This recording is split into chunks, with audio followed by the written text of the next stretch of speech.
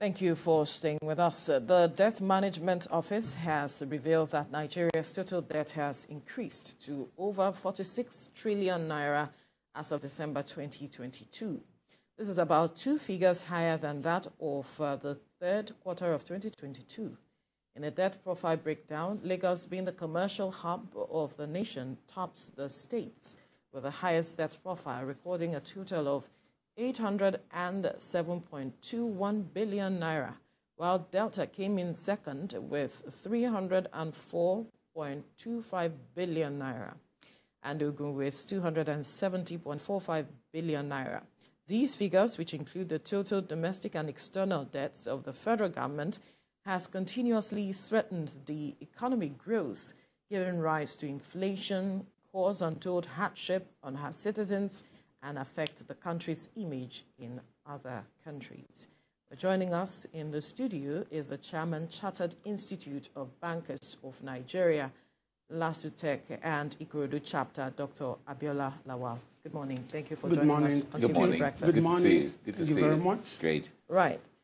When I saw this, and the first thing that came to mind was the incoming administration, governors-elect in some of these states, how this debt profile is going to affect governance. Speak to us from that perspective. Thank you very much. Good morning, Nigerians. The first thing that comes to anybody's mind when it comes to issue of debt, and especially when it comes to issue of rising in the depth of an economy, is that that economy is bad. I want to say it loud and clear. Public debt is part of the governance of any country in the world. Public debt is one of the sources of revenue to the government. It may not be the best, but people look at taxation as the best source of revenue to the government to finance whatever the project in which they have in any economy. But there is also cost to the taxation. The taxpayers are going to pay, and the burden of that taxation is going to be felt by taxpayers. Simultaneously, public debt is also going to be borne by one or two people, which is you and I. But I want it to be very clear. The fact that the debt of an economy is rising does not make that economy to be a bad economy, because it is part and parcel of financing option of any economy in the world. Yes, it is seen here that 40-something plus, 46.25 trillion. Yes, I want to say it loud and clear. Without this public debt, the economy may not go. But I want to say it's not going to affect the incoming, the president-elect in one way or the other. If you compare the debt of Nigerian economy in terms of dollar, we're talking about 103.11 billion, in terms of dollars. But if you compare with the US is one of the highest, number 12th in the world, that's involved in debt too, and the economy is going fine. If you look at it in the way, we have seen in Lagos, 807 billion in terms of public debt. But if you compare it with other countries in the world, the economy of Lagos is still getting better. But the only thing that is there is this: we need to improve on the governance and where we use the public debt into, in terms of productive debt. But one of the only things that affects the African countries is that we got this debt. They are productive debt. But we don't use them for productive activities. And that is the fear. But I want to say it, that public debt comprises of two: the external debt and the domestic debt.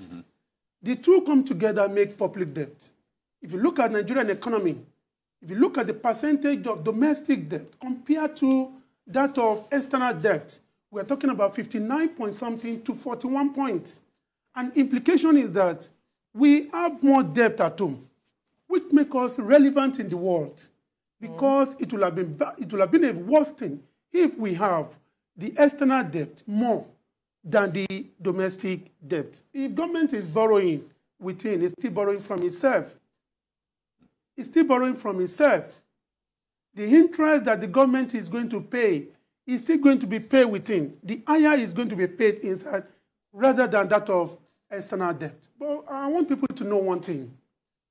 the fact that the debt is rising does not make that economy a bad economy.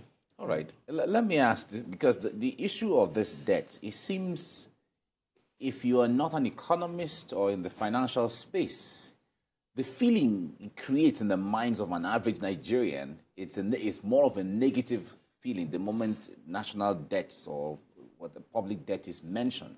Now, speak to us, debt versus surplus. We recall that in the early years of this republic, the former Minister of Finance, Ngozi Okonjo-Iweala, under Obasanjo, they went round the world ensuring that Nigeria debt is forgiven, and it was slashed, and then we started from square one. If debt, public debt, there's nothing wrong with it, why were they going round ensuring that the public debt should be cancelled so that Nigeria can have space or have some breathing space to carry out some developmental projects? Thank you very much. You are referring to the time of Obasanjo, Yes. when $18 billion were forgiven by the Paris Club. Yeah. Debt forgiveness is one of the modes of payments. How so? Yes. If a debt is forgiven, you have paid. Debt cancellation is one of the modes of payments. Clarify this for us. I will. Debt for debt is a mode of payment. Okay. And other means of payment. The implication is that, yes, if we are indebted to some countries in the world and our economy is not fast growing, for it not to affect the economy and the citizen of that economy, then we can now go to the world. That, yes, forgive this debt, so that instead of paying this huge amount of interest and the principal amount of the money, then this money can now be used to develop our economy. It was very unfortunate that Nigeria is an importing economy. We import most of what we use in this economy. But the fact that we seek for forgiveness of debt does not say that we are having problem in our economy. Debt for debt is also a mode of repayment. Debt cancellation can come from the lender. If it cancels, the implication is that we have paid. But let me just remind you this. There won't be more development if we don't have external assistance, grants, to invest in the manufacturing aspect of the economy. It is when we export that economy will be relevant to the world. But where we continue to be an importing country, it is not going to be to the best of our knowledge. But the fact is this, the fact that we have that debt does not say that we cannot go out of it. In a simple scenario, just an organization is trying to develop, increase its productivity, but it cannot do it alone. It needs some money. Let me take you to some other area. Look at Sukuk debt. Look at the Paris Club debt. We use them on road constructions, but we look at it as something that is non-productive because it's not generating additional income. But it is also a productive. If the roads are not good, influx of investment will not come to this country.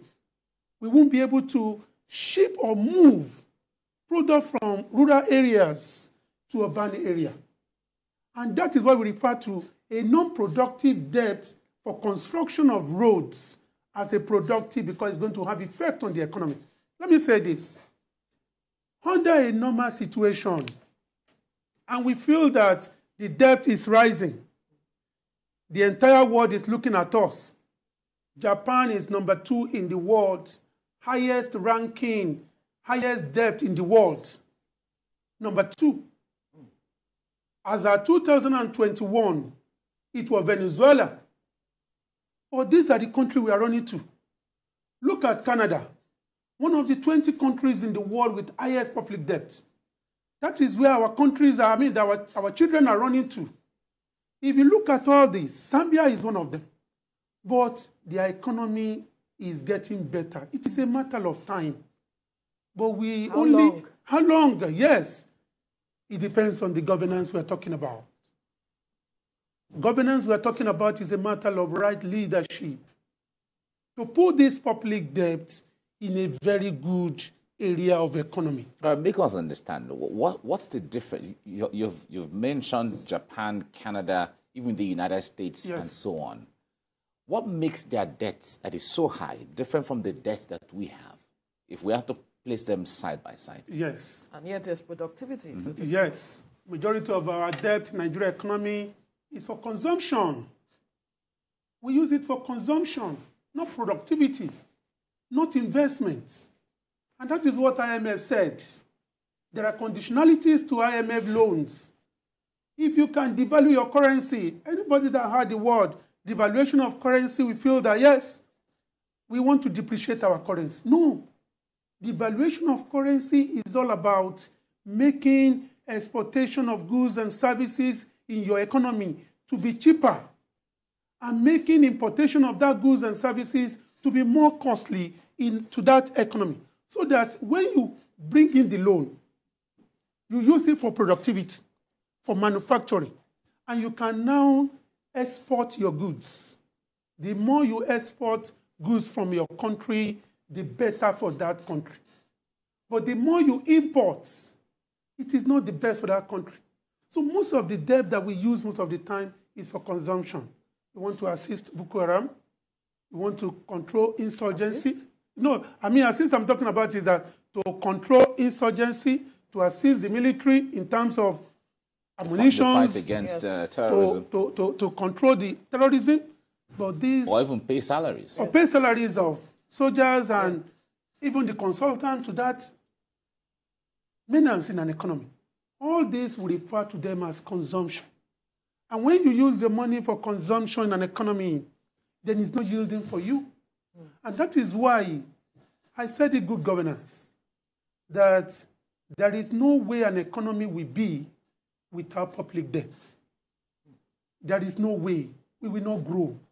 But the fact in Nigeria and African is that we use majority of this debt that we're talking about, we use it for consumption. We use it for something that is not going to generate more. So, on a nutshell, sincerely, we need to let people know that debt that we refer to as public, debt comprises of that of federal government and in collaboration with that of states. If you look at it, 80% of the total public debt in the hand of the federal government, not in the hand of the state. Less than 20% we are talking about in the hand of the states. You said it here. Lagos is 807. Ogun, Delta followed Lagos with 300 and something billion. Ogun is third, over 200 and something billion. Yeah. And if we can see what this money is used for,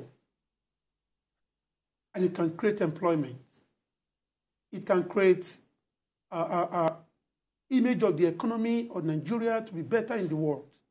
It can create investments. Then we can see for it that in the long run, it pays. I will borrow somebody's word. The money we borrow today, we are going to pay tomorrow. Mm-hmm. But if we use it judiciously today, the people that are going to pay it tomorrow, we praise that government that borrowed the money. That we know what we are paying for. Because we can see the facilities. We can see the infrastructures. We can see our children going to university with high standard of education.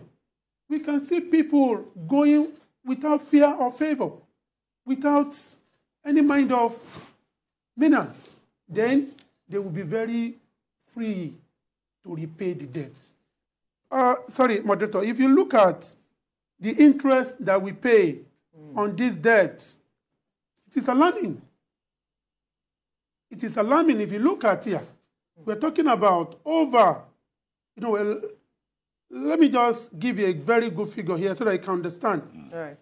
It is going to be over 200 and something billion. on the trillions that we are talking about, then you talk about something, we are looking at deficits, we are looking at surplus. Debt is not surplus, but deficit financing can be done through debts. Now, the matter of sustainability of this debt, the government talked about that it put in place the Finance Act to look into its sustainability and all of that. I wonder what you make of the measures put in place by the government to ensure that it can sustain the debts and make payments when necessary. Yes, it has been a thing that they've been doing domestically. We have federal government bonds, we have state governments, we have treasury bills, we have treasury certificates. These are the components of what we refer to as domestic debt, but interest has been paying regularly. I have never had, or I stand to be corrected, that any treasury bill that is due is not paid by the government of this country. I've not had anything of that nature. But the sustainability of it is that we must use the money for productive activities of an economy, so that it is from the sources of the income or revenue generated through that productivity that we are going to use to pay the interest on the debt. Nigeria is a developing country. Seriously, I don't against the fact of public debt. But the only thing is that, do we have leadership that we put the right thing at the right time? Look at it in the past. I don't want to mention names. Look at the corruption. Look at the people that are holding the money. Look at the amount of money that our government officials are having in their own hands in the area of corruption. And at the end of the day, these are public debts that are supposed to be used for productivity.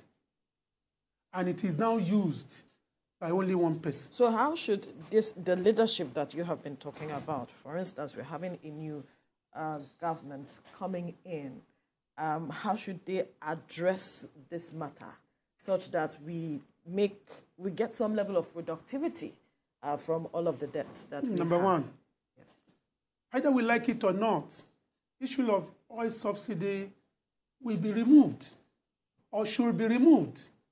A lot of money is going into that subsidy. A lot of money. So if the government could take the bulls by the horns. They have said they will do that. Yes. If they remove that subsidy, number one, then the hardship will be there. Let me take you to the time of when we have the Nigerian telecommunication in Nigeria, and there was no GSM. We know what was going. A lot of money that's supposed to have provided for the telecommunications are in the hands of the Nigerians. When the MTN came, the Econet came, the thing was so high. I bought my SIM for 36,000 naira. But suddenly the thing was coming down. Why? Because government is not taking the money. Number one, removal of subsidy. Number two, we need to devalue the currency of this economy. I said it. Devaluation is not... We should devalue the currency. The currency, the naira that we have now. There is a difference between depreciation of currency, appreciation of currency, and devaluation of currency. Okay. Tell us make us know the difference. Thank you very much. When we're talking about depreciation of currency, we are saying a local currency, which is Nigerian money, is not in a good relationship with the external one. Why? For example, Naira today, to an extent, is 700, for example, to $1. If peradventure Naira That's on the parallel market. Yes. But it's also not recognized by the CBN. In the official market we're talking about, how many of the Nigerian citizens have access to that money? If you have anybody abroad, you are talking about parallel market. We have been to banks in which a bank we call a malam to come and sell dollar to you inside the bank for you to put in your own account, for it not to be transferred. That's how bad it is. So if for a venture 700 go to 720, 720 go to 730, we are talking about depreciation of currency. If it goes to 800, we are still talking about within a period of time. But if we are talking about appreciation of currency, it is not when it is 1-to-1 that we refer to it as appreciation of currency.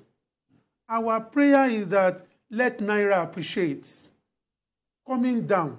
For example, 700 now move to 630, 630 move to 610, 610 move to 590. At that particular period, we are referring to it as appreciation of currency. It is not when it is 1-to-1. But when we are talking about the devaluation of currency, it is only applicable to international trade. International trade, importation, exportation. When you are making your exportation in your country cheaper, and why cheaper? You are making virtually everything that can constrain the exportation of goods in your country to be cheaper. Reducing the export duties, reducing the excise duties, reducing the tariffs, and some other things of that nature. Then we now say that because as soon as your home goods go to abroad, and you can able to sell acceptable in that place, then that currency or the money will come back. Then your country currency will have value. Yeah, but isn't that what also translates to the issue of depreciation? Because from what you've explained now, it tells that when you make your exportation cheaper, and there's a relationship between your currency and the other one, and then you're using excise duty or import duty or all of those instruments to ensure that the goods coming from outside become cheaper or become more expensive. The goods that are going from become more expensive. No more expensive. If, for example, we are producing, let me give the example of a beverage in Nigeria. Yeah. And we are able to now sell that beverage to other countries. It is going to compete. For example, to take it to US here, if it's going to cost me $1, and I'm going to sell in that country $2, but there is a product in that place that is selling for $5, I'm telling you people will still accept my product because of price penetration. If people accepted that price, and what makes that price to be cheaper to that place is my government has encouraged me by reducing the export duties, has encouraged me by giving me loans. So I am going to sell freely. But the government will make importation more costly than it is expected, so that it will discourage me from coming into this country with a suit. And a suit will now compare with Nigerian wear in Nigerian economy. So if that suit is costing like $1,000, and there is a vivid imagination suit in Nigeria that is costing less than that, people will prefer to be buying things of our own, use things of our own, and at the end of the day, it will create employment, because more people will involve. But they still need to buy raw materials. Yeah, but even besides that, people don't buy things only because of the price. Yeah. There is also the issue of quality. Yeah. There's also the issue of taste. So how do we reconcile all of those indices within products that we're talking about in comparative terms? Moderator, let me say this. In the 70s, in the 80s, majority of the textile organization in Nigeria produce high-quality material. That's true. Then we have a cotton. That's true. We have a cotton in this country. We process the cotton in this country. Yeah. And we use it ourselves in this country. The entire value chain. Yeah. Yes. Was available. The electricity was there. And you could not believe it. After a while, when the corruption comes in, it is that time that people will now go abroad, give specification to the company there. Yeah. Give me this lesser amount. My people will accept it. That is why the goods from abroad is still killing our infant industries in Nigeria. But if we can still make it more costly, we will go out of it. It will be a matter of time. I said the word matter of time, but we are looking at it. Note, We are over 60-something years. Right. As an independent So I'm organization. wondering how much time we are looking at. But no, maybe another 60-something years. that there are countries in the world over 250 years and want to compare ourselves with them. Sincerely, it is not comparable. Yeah, but isn't that what will propel us to become better? Yeah. But that is when we why use them as benchmark. I am going to just advise His Excellency that is coming in, Asiwaju Bola Ahmed Tinubu. This is not time of politics again. This is a time in which we need to call a spade a spade. All right. If you are here, let the entire public know that this person is corrupt and is going to be dealt with. All right, we have to leave our conversation here. We must thank you, Dr. Abiola Lawal, Chairman, Chartered Institute of Bankers of Nigeria, LASUTECH and Ikorodu chapter. Thank you for your time. Thank you very much. Thank you for coming. Thank you. I really appreciate you. You're welcome. Thank you. God bless. Amen.